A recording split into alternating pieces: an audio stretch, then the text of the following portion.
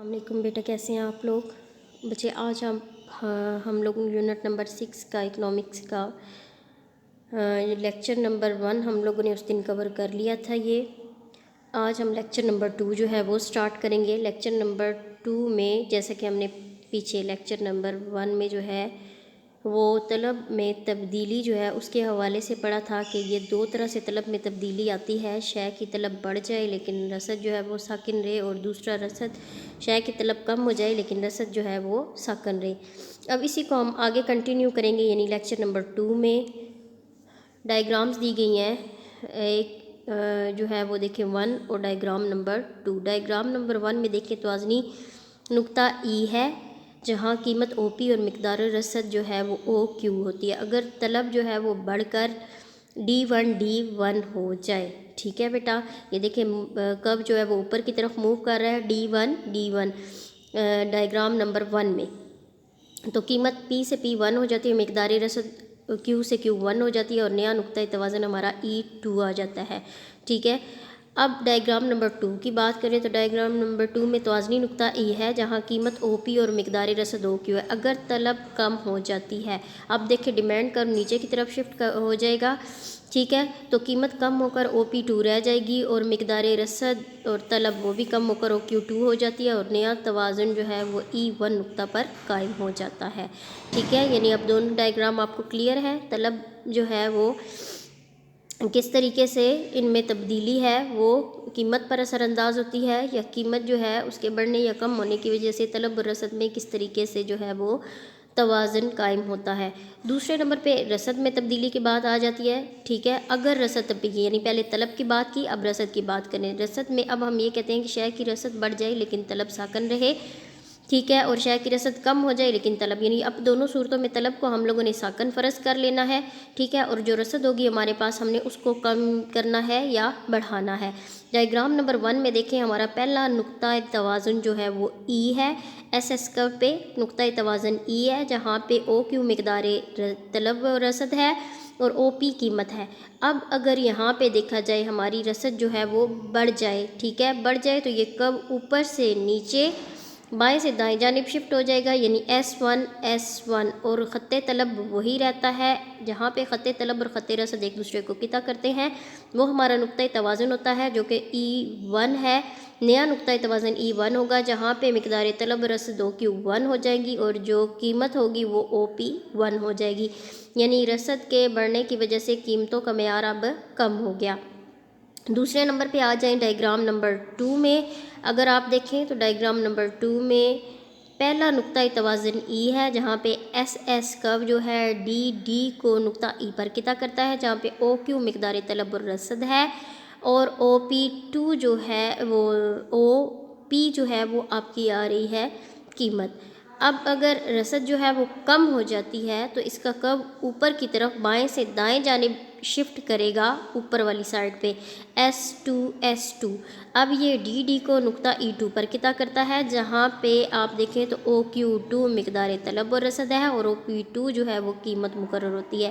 یعنی رسد کم ہو جانے کی وجہ سے قیمت بڑھ جاتی ہے، اور قیمت بڑھنے کی وجہ سے آپ دیکھیں مقدار طلب اور رسد جو ہے اس میں واضح طور پہ جو ہے وہ تبدیلی آ جاتی ہے اور یہ OQ سے OQ2 ہو جاتی ہے۔ اچھا بیٹا، اس سے پہلے اب آپ نے دونوں پڑھ لیے، یعنی اگر طلب میں تبدیلی آئے رسد ساکن رہے، ٹھیک ہے، اور دوسرے نمبر پہ اگر رسد میں تبدیلی آئے تو طلب ساکن رہے۔ اب آپ لوگ دیکھیں اگر طلب اور رسد میں بیک وقت تبدیلی آ جائے، ٹھیک ہے، یعنی اکٹھا ایک ہی دفعہ جو ہے ان میں تبدیلی آ جائے تو پھر کس طریقے سے توازنی قیمت متاثر ہوگی؟ اس کے لیے دو صورتیں ہیں۔ پہلی صورت ہے جب طلب اور رسد دونوں میں یکساں اضافہ ہو، یعنی ایک جیسا اضافہ ہو، اور دوسری صورت جب طلب اور رسد دونوں میں یکساں کمی ہو، یعنی یا تو دونوں ایک دفعہ بڑھ جائیں یا دونوں ایک دفعہ کم ہو جائیں۔ ڈائیگرام نمبر 1 میں دیکھیں جب طلب اور رسد دونوں یکساں بڑھتی ہیں تو توازنی نقطہ E سے E1 پر منتقل ہو جاتا ہے، اور نئے توازن کا نقطہ E1 ہے، جبکہ طلب اور رسد OQ سے بڑھ کر OQ1 ہو جاتی ہیں، جو توازنی مقدار ہے جبکہ توازنی قیمت جوں کی توں ہی رہتی ہے۔ اب آپ دیکھیں بیٹا پی کی جو لائن ہے وہ وہی ہے، پی میں کسی قسم کی کوئی چینجز نہیں آئی، کیونکہ یہاں پہ طلب اور رسد دونوں میں جو ہے وہ ہم دیکھ رہے ہیں یکساں اضافہ ہو رہا ہے۔ دیکھیں جب رسد بڑھتی ہے تو اس کا خط نیچے کی طرف شفٹ کرتا ہے، جیسے S1 سے S2 ہے، اور جب طلب بڑھتی ہے تو اس کا خط اوپر کی طرف شفٹ ہوتا ہے، جیسے D1 اور D1 ہے۔ اب جو دونوں ایک دوسرے کو قطع کرتے ہیں تو وہ پہلے ہی معیار قیمت پہ مقدار طلب اور رسد میں اضافہ کر دیتے ہیں۔ ڈائیگرام نمبر 2 میں دیکھیں، اب اس میں کمی ہے۔ کمی میں دیکھیں وہی او پی قیمت ہے۔ او پی قیمت پہ نقطہ ای پہ پہلا توازن ہے، جہاں پہ ایس ایس خط ڈی خط کو قطع کر رہا ہوتا ہے۔ او کیو مقدار طلب اور رسد ہے۔ اب اگر طلب اور رسد میں یکساں کمی ہو، اگر جو ہے وہ ایس ایس جو ہے اس میں دیکھیں یعنی رسد میں اگر کمی ہو تو یہ خط اوپر کی طرف شفٹ کرتا ہے، یعنی S2 ہے، اور طلب جو ہے وہ نیچے کی طرف شفٹ کرتا ہے، D2 اور D2 دونوں ایک دوسرے کو نقطہ E2 پر قطع کر رہے ہیں، اور جہاں پہ جو ہے وہ طلب اور رسد میں بیک وقت آپ دیکھ سکتے ہیں دوسرا توازن آ جاتا ہے۔ اسی قیمت پہ اب مقدار طلب اور رسد او کیو سے کم ہو کے OQ2 رہ جاتی ہے۔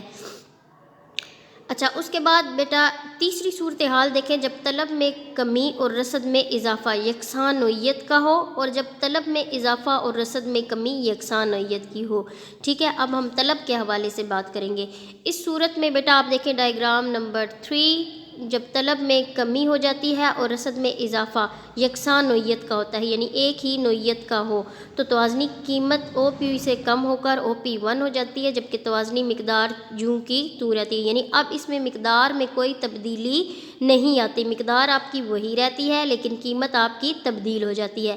ڈائیگرام نمبر 4 میں دیکھیں، جب طلب میں اضافہ اور رسد میں کمی ایک جیسی مقدار میں ہوتی ہے تو توازنی قیمت OP سے بڑھ کر OP2 ہو جاتی ہے، اور توازنی مقدار میں کوئی فرق نہیں آتا، یعنی ایک سائڈ پہ دیکھیں آپ کی قیمت جو ہے وہ بڑھ جاتی ہے اور دوسری سائڈ پہ قیمت میں کمی آ جاتی ہے۔ ٹھیک ہے، یعنی طلب میں کمی ہو تو قیمت جو ہے اس کو دیکھیں وہ کم ہو جاتی ہے، اور اگر طلب میں اضافہ ہو تو قیمت جو ہے وہ زیادہ ہو جاتی ہے۔ ٹھیک ہے، چوتھی صورتحال آپ کو سمجھ آ گئی ہوگی امید ہے۔ آگے پانچویں صورتحال دیکھیں تبدیلی کی کیا ہے، کہ جب طلب میں اضافہ رسد میں اضافے کی نسبت ہو، ٹھیک ہے، اور چھٹے نمبر پہ جب طلب میں کمی رسد کی نسبت ہو۔ ٹھیک ہے، اب اس میں ڈائیگرام نمبر 5 میں دیکھیں بیٹا، اگر طلب میں اضافہ رسد میں اضافہ کی نسبت زیادہ ہو جائے، اب آپ دیکھ سکتے ہیں کہ پہلے ڈی خط طلب جو ہے خط رسد ایس کو نقطہ ای پر قطع کر رہا تھا، اب اگر اضافہ زیادہ ہوگا تو ڈی کا کرو آپ دیکھیں اس میں کافی فاصلہ ہے، ڈی سے ڈی1 پہ منتقل ہو جائے گا، اور ایس دیکھیں اس میں جو اضافہ آیا ہے وہ تھوڑا کم ہے، اس میں کمی۔ اب آپ یہ دیکھیں، اب اس میں ایس کرو نیچے کی طرف شفٹ ہوا ہے، ٹھیک ہے، اور یہ S1 سے S1 کرو جو ہے وہ D1 کرو کو نقطہ ای پر قطع کر رہا ہے، اور نقطہ E2 جو ہے اس پر قطع جب کرتا ہے تو ہمارا نیا نقطہ توازن جو ہے وہ E2 آ جاتا ہے، جہاں پہ قیمت OP1 مقرر ہوتی ہے اور مقدار طلب رسد OQ2 آ جاتی ہے۔ اسی طرح 6 ڈائیگرام نمبر پہ آ جائے، یہاں پہ آپ دیکھیں آپ کی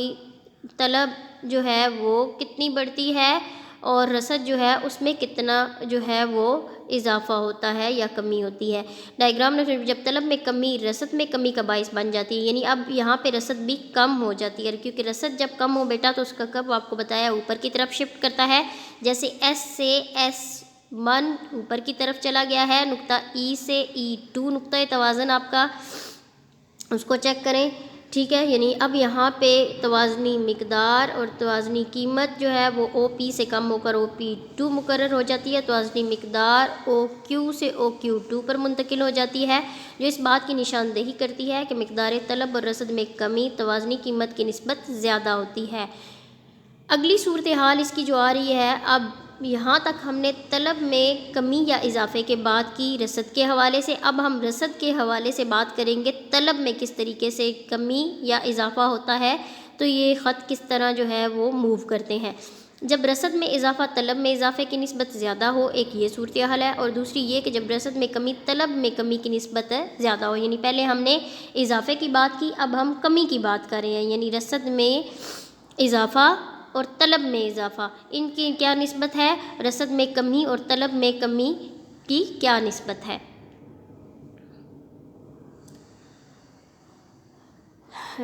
ٹھیک ہے بیٹا، یہ تھا ہمارا آج کا لیکچر. ٹھیک ہے، اب یہ پوائنٹ نمبر 6 اور پوائنٹ نمبر 6 تک آپ کا کلیئر ہوگا. پوائنٹ نمبر 7 اور 8 جو ہے وہ اب آپ کا لیکچر نمبر جو ہے نیکسٹ 3 ہوگا. ٹھیک ہے، اب آپ یہاں تک اپنی بک کو اوپن کرو، لیکچر کو غور سے سنو اور دیکھو. اگر کوئی مسئلہ یا پریشانی ہوتی ہے تو آپ لوگ ڈائریکٹ مجھ سے رابطہ کر کے ٹھیک ہے اپنی اس پریشانی کو حل کر سکتے ہیں. امید ہے آپ کو اچھے طریقے سے سمجھ آ گئی ہوگی. ٹھیک ہے بیٹا جی، اللہ حافظ.